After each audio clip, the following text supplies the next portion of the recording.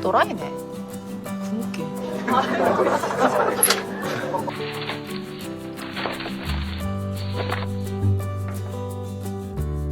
Film ini mengisahkan seorang bocil yang berangkat jam 3 pagi untuk ke sekolah, walaupun sering diremehkan karena berasal dari kampung. Namun dewasanya dia jadi satu-satunya orang Korea yang berhasil ke NASA karena kejeniusannya. Seperti apa kisahnya? Yuk langsung aja kita ke alur ceritanya.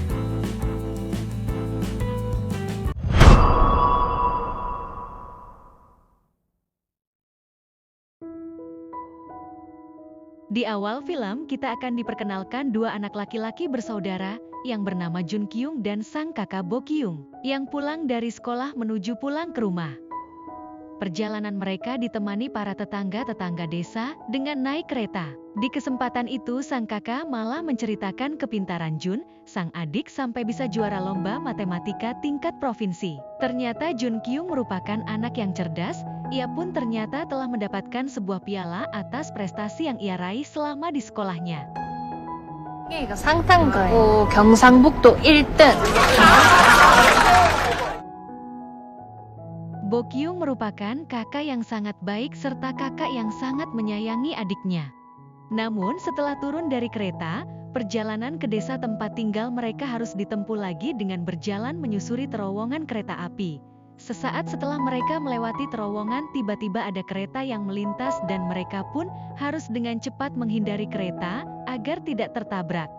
Beruntungnya mereka semua berhasil mencapai tempat sisi rel tepat waktu dan selamat dari insiden itu.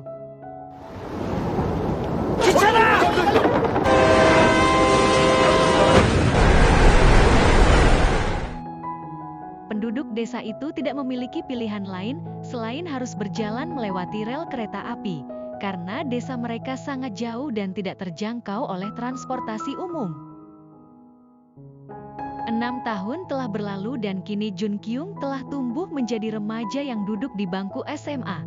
Selama 6 tahun itu, Jun Kyung secara rutin menulis surat kepada presiden.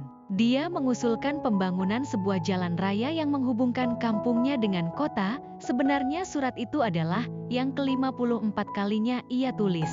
Namun sampai saat ini tidak ada respon apapun dari pemerintah. Pagi itu, saat masih gelap, Jun Kyung sudah bersiap untuk hari pertamanya sekolah. Namun untuk tiba di sekolah dia harus melintasi 3 terowongan dan 3 jembatan, dan barulah dia akan sampai di stasiun terdekat. Tidak juga lupa, seperti biasa dia selalu ditemani oleh kakak tersayangnya. 준기야, 이 내복 안 입었지? 그래도 알아 죽는데.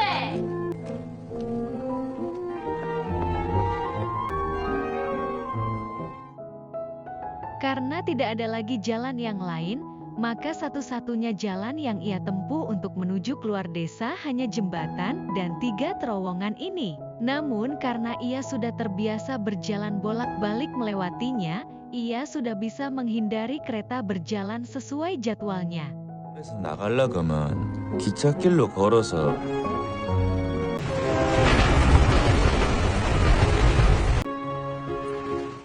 Setibanya di stasiun mereka malah bertemu dengan sang ayah.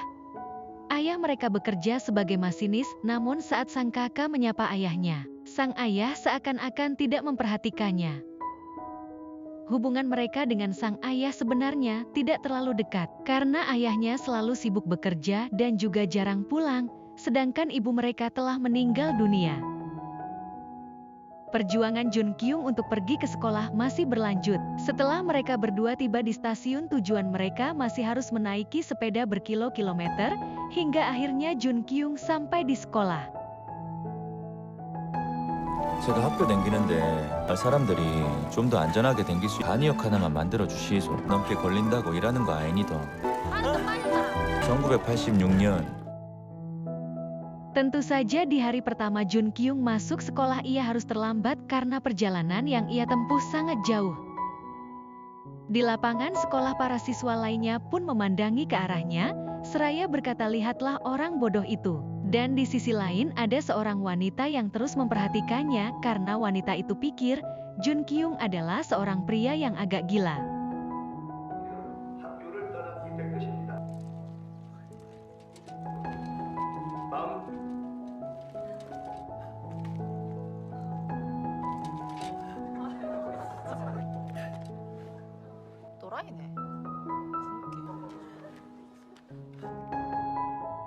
Ternyata gadis cantik yang tampak memperhatikan Jun Kyung dari kejauhan itu bernama Song Ra. Ia juga terlihat risih dengan penampilan Jun Kyung yang kampungan. Karena Song Ra adalah anak pejabat yang hidupnya penuh dengan kemewahan. Namun meskipun Jun Kyung terlihat kampungan, dia ini adalah salah satu murid yang sangat jenius. Setelah upacara pembukaan pun berakhir dan tiba saatnya para siswa berfoto bersama dengan keluarganya masing-masing. Di momen yang spesial itu, Jun Kyung hanya bersama dengan orang yang paling dia cintai, yaitu kakaknya Bo Kyung. Saat sesi foto, fotografer menyarankan Jun Kyung untuk meletakkan buket bunganya di tengah dadanya saja. Namun Jun Kyung menolak dan dia ingin meletakkan buket bunga itu di antara dirinya dan juga kakaknya. 예? 어디다가 요래. 찍어주소. 둘이. Scene berganti memperlihatkan ayah Jun Kyung tengah dalam rapat penting dengan para pimpinan dan para warga desa. Mereka membahas rencana pembukaan stasiun baru di desa mereka. Namun dia justru mendapatkan kabar buruk jika stasiun yang paling dekat dengan desa mereka kemungkinan akan ditutup karena sepinya penumpang. Lalu setelah kabar ini sampai ke desa, beberapa warga langsung naik kereta agar mencegah penutupan stasiun itu. Di sana sudah ada Jun Kyung juga yang akan berangkat ke sekolah. Namun dia malah disuruh untuk menjaga seorang anak yang jelas membuatnya lagi-lagi telat ke sekolah. Padahal hari ini ia hendak melaksanakan ujian di kelasnya.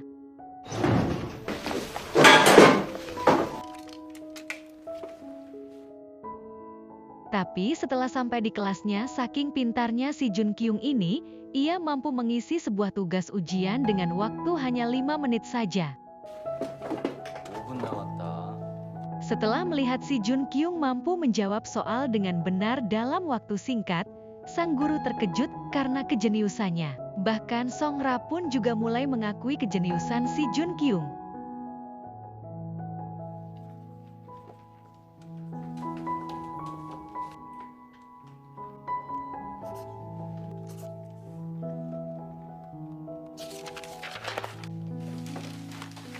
저 또라이는 천재다.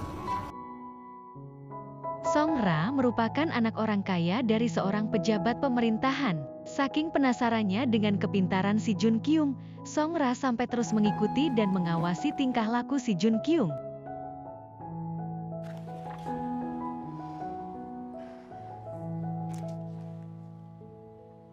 왜? 니네 좋아하나? 어? 니네 좋아하냐고. Saat pulang sekolah tidak sengaja Song Ra melihat Jun Kyung menaruh surat di kotak pos di pinggir jalan. Dengan rasa penasaran ia berniat mengambil surat-surat tersebut saat di dalam kelas nantinya, serta membaca isi surat itu. Setelah nekat membuka surat itu, tiba-tiba Jun datang lalu merebut surat itu. Jun marah karena Song Ra lancang mengambil barang-barangnya tanpa seizinnya. Ternyata surat tersebut ialah curhatan Jun Kyung untuk sang presiden. Keesokannya Jun Kyung yang sedang pulang dengan sepedanya bertemu dengan Song Ra. Song Ra di sana segera meminta maaf karena sudah mengambil dan melihat surat itu tanpa izinnya, serta berjanji akan membantu menuliskan surat formal yang benar untuk sang presiden.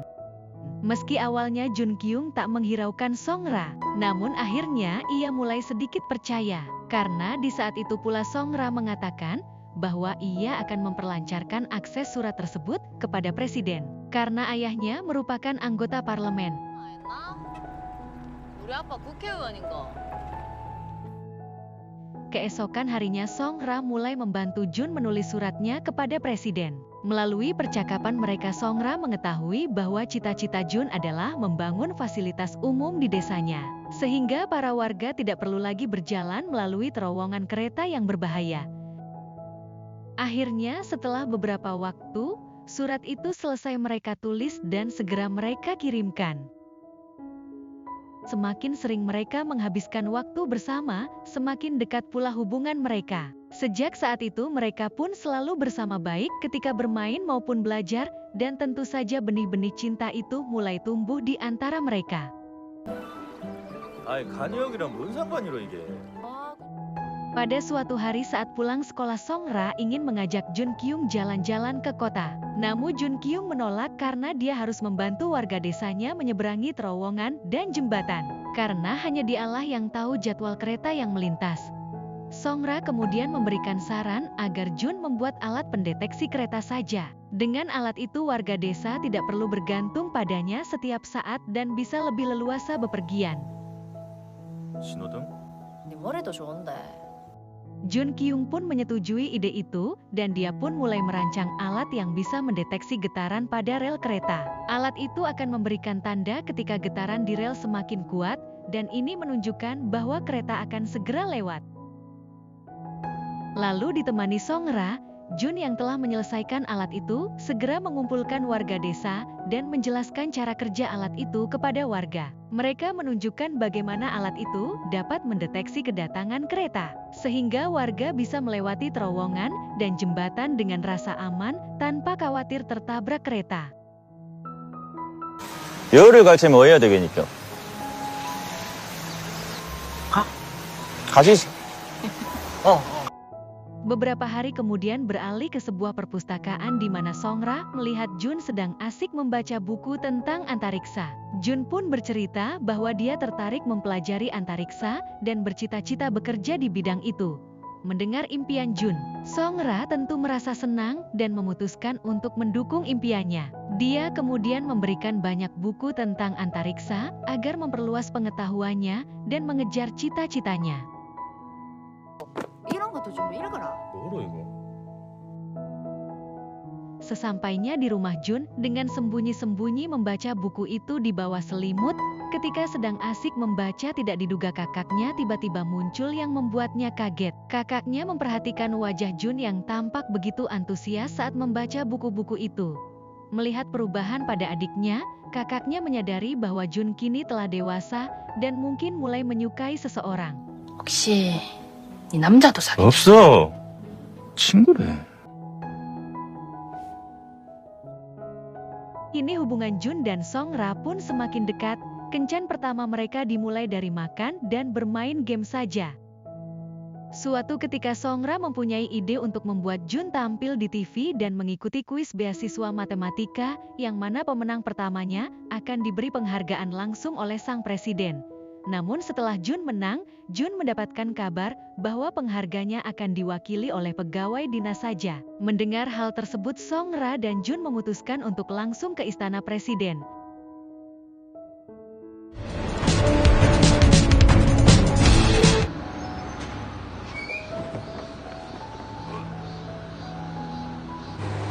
Namun belum sampai di sana Jun malah mabuk di kendaraan. Akhirnya Songra pun mengajak ke rumahnya saja. Seperti anak remaja pada umumnya, Songra diam-diam mengambil kaset DVD dewasa milik ayahnya dan menontonnya dengan Jun di dalam kamarnya.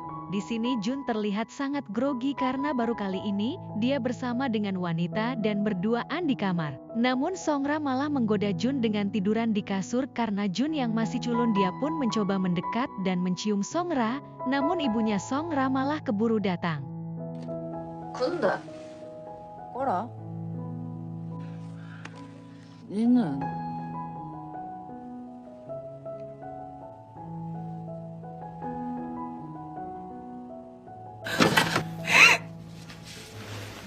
걔한테다. Keesokan harinya di sekolah, Jun tiba-tiba dipanggil ke ruangan kepala sekolah. Setibanya di sana dia terkejut melihat Songra bersama ayahnya sudah menunggunya. Hati Jun berkecamuk nih, dia khawatir orang tua Songra mengetahui kejadian kemarin dan berniat memarahinya. Namun ternyata tujuan mereka datang bukan untuk menyalahkan Jun. Ayah Songra sebenarnya ingin menjelaskan bahwa dia ingin Jun menemani Songra ke Seoul bersekolah. Sekolah yang memiliki fasilitas yang lebih baik, dan ayah Songra percaya bahwa Jun adalah orang yang cerdas dan bisa untuk menjaga Songra selama di sana. Kakaknya pun sangat mendukung Jun untuk berangkat ke Seoul. Bo yakin bahwa sistem pendidikan yang ada di Seoul akan jauh lebih baik daripada di desa. Walaupun Bo begitu mendukung, Jun masih merasa bimbang. Dia sebenarnya tidak ingin berpisah dari Bo karena mereka sangat dekat. Dalam kebingungannya, Jun memutuskan untuk berbicara dengan ayahnya yang bekerja di stasiun kereta. Dia berharap bisa mendapatkan beberapa saran yang terbaik. Sayangnya, ketika Jun tiba di stasiun, ayahnya bahkan tidak menggubrisnya. 낮에 얘기하자. Singkat cerita, saat Jun pulang sekolah, dia sangat panik ketika mendapat kabar jika alat pendeteksi kereta yang dibuatnya ternyata gagal berfungsi dan mengakibatkan sebuah kecelakaan fatal. Akibatnya beberapa warga desa meninggal. Karena kecelakaan itu, Jun merasa sangat terpukul dan mulai menyalahkan dirinya sendiri. Ia juga merasa jika kematian warga desa itu adalah kesalahannya. Saat itu juga Jun tiba-tiba teringat kenangan masa lalunya bersama Bo sang kakak. Dia mengingat ketika sebuah kereta hampir menabrak dirinya dan warga desa. Namun di balik peristiwa itu terdapat memori yang lebih menyakitkan dan menyedihkan. Pada saat kejadian, kakaknya ternyata tidaklah selamat. Dia tanpa ragu terjun dari jembatan demi menyelamatkan piala Jun yang jatuh ke sungai. Bu terjatuh ke dalam danau yang dalam dan tidak pernah ditemukan lagi. Peristiwa itu meninggalkan luka mendalam di hati Jun. Dia merasa sangat bersalah atas kehilangan kakaknya. Sejak saat itu, Jun selalu merasa bahwa kakaknya masih hidup dan selalu menemaninya. 왜 갖다 버린 거야? 내 저거 안 잃어버리려고 그런 긴데. 서운하고. Hal ini juga menjelaskan mengapa ayah Jun selalu terlihat dingin dan tidak peduli, karena ternyata ayahnya juga menyalahkan Jun atas kematian Bo, sehingga hubungan mereka menjadi tidak dekat lagi. Selain itu, alasan mengapa Jun bisa melihat arwah dan jiwa kakaknya adalah karena sebelum meninggal Bo berjanji akan selalu menemani Jun sampai cita-citanya tercapai. Janji itulah yang membuat Jun merasa kakaknya selalu ada di sisinya. Di suasana sedih, Songra yang hendak pergi ke Seoul untuk pindah sekolah mencoba menghubungi si Jun karena ingin mengajaknya pergi. Namun tanpa sepengetahuan Songra, Jun Kyung hanya melihatnya dari juru tembok tersembunyi. Dengan kecewa pun Songra menangis di bawah hujan yang deras dan pergi tanpa si Jun.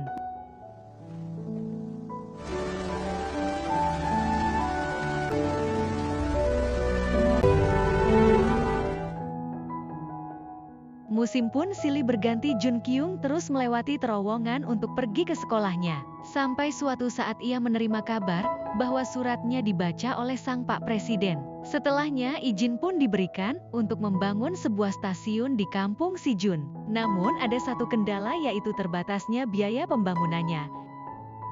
Jun yang sangat menginginkan akan bangunan tersebut terwujud, tidaklah patah semangat. Demi kebaikan warga kampungnya, dan supaya tidak adanya jatuh korban lagi, ia rela membangun stasiun sendirian dan dengan peralatan seadanya. Untuk melepas lelah dan rindunya, si Jun pun memutar sebuah rekaman kaset dari Songra yang berada di Seoul sana. Saking panasnya dan bekerja hanya sendirian, tangan Jun yang bekerja tanpa penutup pun menjadi melepuh. Namun satu demi satu warga setempat pun yang melihat Jun merasa iba dan akhirnya membantu Jun, yang mana pada akhirnya jadilah sebuah stasiun yang bernama Yangwon.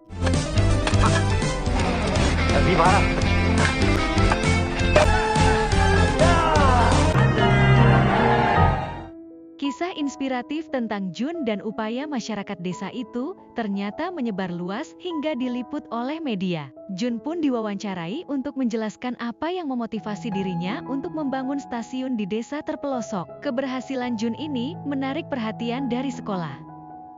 Dia bahkan mendapatkan tawaran untuk mengikuti ujian seleksi beasiswa NASA di Amerika. Sehabisnya pulang dari sekolah, ia dikagetkan dengan melihat Songra yang sudah ada di depan pintu rumahnya. Karena rindu, Songra pun masuk ke rumahnya si Jun serta penasaran dengan isi rumah pacarnya. Bukan tanpa alasan, ternyata Songra ingin memberikan sebuah kejutan kue ulang tahun untuknya. Alih-alih rencana ingin menginap, si Jun malah menyuruh Songra pulang dan mengantarnya melewati terowongan. Di momen ini tidak sengaja pun di jalan mereka menemukan momen yang romantis dan begitu indah.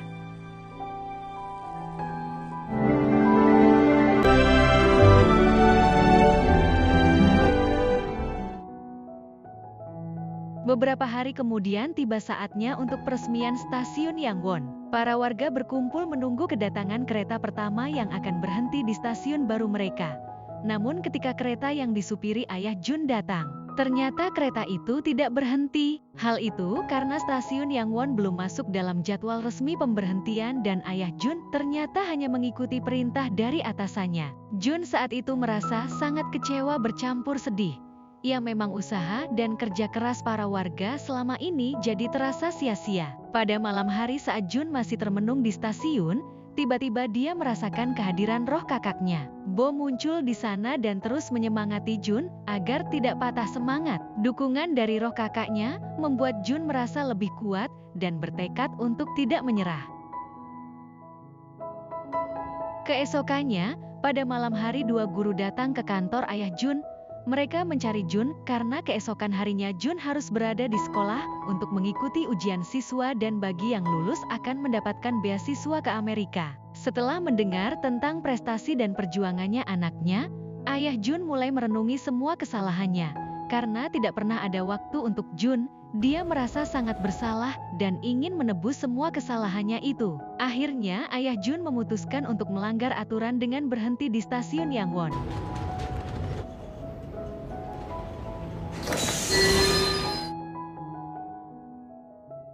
Dia pun langsung menjemput Jun ke rumah. Namun saat dia tiba, Jun terlihat lesu dan Jun merasa sudah terlambat untuk pergi ke sekolah. Ayahnya pun berusaha meyakinkan Jun bahwa masih ada waktu dan dia akan mengantarkannya sampai ke tujuan. Melihat kesungguhan ayahnya dan sang ayah berani melanggar aturan demi dirinya, Jun mulai memaafkan ayahnya dan semangat kembali. 양원 형이 열차 기다리고 있어. Sesampainya di stasiun tujuan, ayah Jun sendirilah yang mengantar Jun ke sekolah di Seoul, meskipun dia sendiri belum pernah pergi ke sana. Musik, di jalanan mereka jadi berdebat karena sama-sama nggak tahu jalan, namun akhirnya mereka berhasil sampai di tempat ujian setelah melewati berbagai rintangan.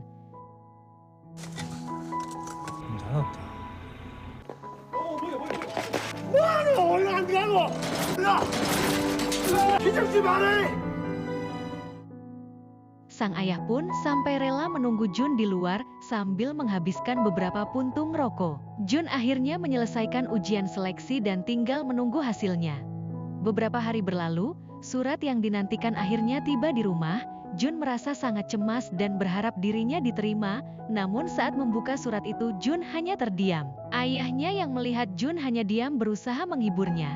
Namun ternyata surat itu berisi kabar bahwa Jun berhasil lolos dan menjadi satu-satunya wakil dari Korea. Mengetahui hal ini ayahnya sangat bangga dengan prestasi Jun.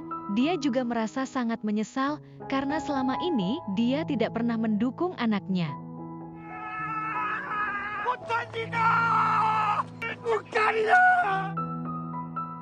Sebelum si Jun pergi, ayahnya berjanji akan terus mendukung Jun sampai cita-citanya berhasil. Sang ayah juga bercerita tentang ibu dan kakaknya, yang mana ia sangat bersalah dan menyesali sikapnya. Seketika itu mereka pun saling menguatkan dan sama-sama menangis. 알았다.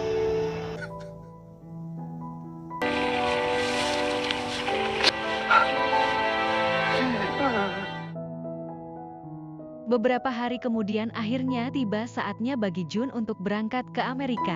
Sebelum pergi dia menyempatkan untuk berfoto bersama warga desa dan merasa bangga dengan pencapaiannya itu. Lalu di dalam kereta roh kakak Jun hadir dan menunjukkan rasa bangganya ia dengan Jun. Di situ juga sang kakak berpamitan karena Jun telah berhasil mewujudkan mimpinya. 봐줄 거지. 당연하지. Setelah sampai di bandara, Jun terus-menerus menelpon Songra sang pujaan hati, namun terus tidak ada jawaban dan detik-detik mau keberangkatan Jun. Akhirnya sang pujaan hati datang sambil berlari. Namun tidak disangka Songra memukulnya sampai terjatuh. 연락했다. 네 안 받더라.